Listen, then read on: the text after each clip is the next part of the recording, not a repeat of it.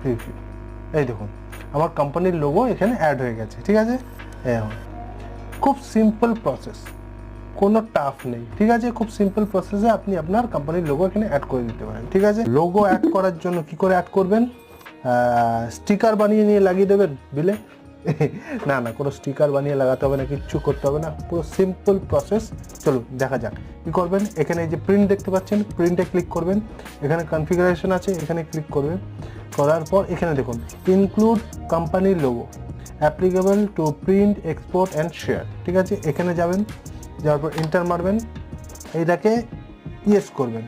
করার পর দেখুন লোগোটা কি ফরম্যাটে আসবে, সেটা আপনি যে আপনার লোগোটা আপনার যে কোম্পানির যে ফোল্ডারে রেখেছেন সেই লোগোটা আপনার জেপিজি ফরম্যাটে, বিএমপি অ্যান্ড জেপিজি, আপনি জেপিজি ফরম্যাটটাই ইউজ করতে পারেন, জেপিজি ফরম্যাটে সাপোর্ট করে। ঠিক আছে, আর আপনার যে লোগো